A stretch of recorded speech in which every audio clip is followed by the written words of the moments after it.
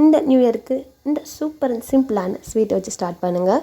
New இயர்க்கு மட்டும் இல்லைங்க, வீட்டில் எதுவும் அக்கேஷன் ஃபெஸ்டிவல் டைமில் கூட நம்மளுக்கு டைம் சேவிங்காக ரொம்ப சிம்பிளாக ரொம்ப டேஸ்ட்டாக கேரட் ஹல்வா கொஞ்சம் டிஃப்ரெண்ட்டாக ரொம்பவே டேஸ்ட்டாக எப்படி செய்யலான்னு பார்க்கலாம். ஸோ அதுக்கு நான் இன்றைக்கி ஒரு 1/4 கிலோ அளவு கேரட்டை நல்லாவே வாஷ் பண்ணி நல்லாவே தோலெல்லாம் சீவி எடுத்து வச்சுருக்கேன். இந்த மாதிரி நல்லாவே ஒரு கிரேட்டரில் போட்டு நல்லா துருவி எடுத்துக்கலாம். இது இருக்கட்டும். இப்போது அடுப்பை பற்ற வச்சு ஒரு கடாயை வச்சுக்கலாம். கடாய் ஹீட் ஆனதும் ஒரு 2 டீஸ்பூன் அளவு நெய் சேர்த்துடலாம். நெய் நல்லா மெல்ட் ஆனதுக்கப்புறமா நம்ம துருவி எடுத்து வச்ச கேரட்டை இதில் சேர்த்துடலாம். சேர்த்துட்டு லோ ஃப்ளேமில் வச்சு நம்ம நல்லாவே வதக்கி எடுத்துக்கலாம். லோ ஃப்ளேமில் வச்சா மட்டும்தான் நம்மளுக்கு கேரட் நல்லா கருகாமல் நல்லா வாசனையாக நல்லா வெந்து வந்துடும். நீங்கள் ஹை ஃப்ளேமில் வைக்காதீங்க, சட்டுன்னு கருகிரும், கேரட் நல்லா வேகாது. ஸோ அதனால் லோ ஃப்ளேமில் வச்சே இந்த ப்ராசஸை நம்ம செஞ்சிடலாம்.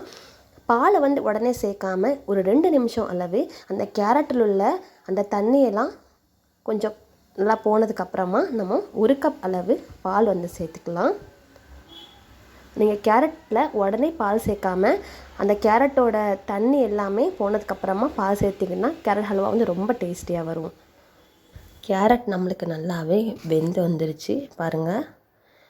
கேரட்டும் பாலும் நல்லாவே நம்மளுக்கு நல்லா குழஞ்சி வெந்து வந்துருச்சு. இந்த ஸ்டேஜில் கொஞ்சமாக நான் அன்றைக்கி வறுத்த ரவை சேர்க்க போகிறேன். ஒரு சின்ன கிண்ணம் 1/4 கிண்ணம் அளவு வறுத்து வச்ச ரவையை இதில் சேர்த்துக்கலாம். ரவையை சேர்த்ததுக்கப்புறமா கட்டி பிடிக்கும். ஸோ அதனால் லோ ஃப்ளேமில் வச்சுட்டு நல்லாவே கிளறி விட்டுக்கலாம். இந்த ஸ்டேஜில் கைவிடாமல் நல்லாவே கிளறி விட்டால் மட்டும்தான் அந்த ரவை கேரட் கூட நல்லாவே குழஞ்சி நம்மளுக்கு அந்த கேரட் கூட நல்லா மெல்ட் ஆகி சூப்பராக கிடைக்கும். இப்போ கொஞ்சமாக வாசனைக்காக உங்கள்கிட்ட ஏலக்காய் பவுட்ரு இருந்துச்சுன்னா ஏலக்காய் பவுட்ரு சேர்த்துக்கோங்க. நான் அன்றைக்கி ஒரு ஏலக்காவை நல்லா தட்டி சேர்த்துக்கிட்டேன். இந்த மாதிரி நல்லா பக்கத்தில் வந்ததுக்கப்புறமா தண்ணியெல்லாம் போனதுக்கப்புறமா இப்போ நம்ம சர்க்கரை சேர்த்துக்கலாம். நான் அன்றைக்கி நான் பால் 1 கப் எடுத்தேன் இல்லையா, ஸோ அந்த கப் அளவு நான் அன்றைக்கி 1/2 கப் அளவு சர்க்கரை எனக்கு போதுமானாச்சு. உங்களுக்கு சர்க்கரை கொஞ்சம் கூட தேவைப்பட்டனா நீங்கள் கூட கொஞ்சம் சேர்த்துக்கலாம் சுகரை. ஸோ சுகர் சேர்த்ததுக்கப்புறமா பாருங்கள் நல்லாவே மெல்ட் ஆகுது. அந்த சூட்டுக்கு நல்லாவே இலகி வந்துருச்சு பாருங்கள். எவ்வளோ கட்டியாக இருந்துச்சு, இப்போ அந்த சுகர் சேர்த்ததுக்கப்புறமா நல்லாவே மெல்ட் ஆயிடுச்சு. இப்போ கூட நம்ம நல்லாவே கைவிடாமல் நல்லாவே கிளறி விட்டுக்கலாம். ஸோ இப்போ கொஞ்சம் டேஸ்ட்டு கூட்டதுக்காக நம்ம இன்றைக்கி பால் பவுட்ரு சேர்க்க போகிறேன். நான் இன்றைக்கி ஒரு சின்ன கப் அளவு பால் பவுட்ரு இதில் சேர்த்துட்டு நல்லா கலந்து விட்டுக்கலாம். நீங்கள் பால் பவுட்ரு இல்லைன்னா ஸ்கிப் பண்ணால் கூட பிரச்சனை கிடையாது. இதே டேஸ்ட் ரொம்ப நல்லாயிருக்கும். லாஸ்ட் அண்ட் ஃபைனலாக ஒரு டீஸ்பூன் அளவு நெய் சேர்த்துட்டு ஒரு வாட்டி நல்லா கிளறி விட்டுட்டு ஸ்டவ் ஆஃப் பண்ணிவிட்டு சர்வ் பண்ணிடலாம். நீங்கள் விருப்பப்பட்டால் இது கூட மேலே உங்களுக்கு பிடிச்சமான நட்ஸ் பாதாம் முந்திரி எதுனாலும் கட் பண்ணி சேர்த்துட்டு அப்படியே சர்வ் பண்ணலாம். நான் அன்றைக்கி கரண்டியை வச்சு ஒரு குட்டி குட்டி ஷேப்பாக பண்ணி எடுத்திருக்கேன்.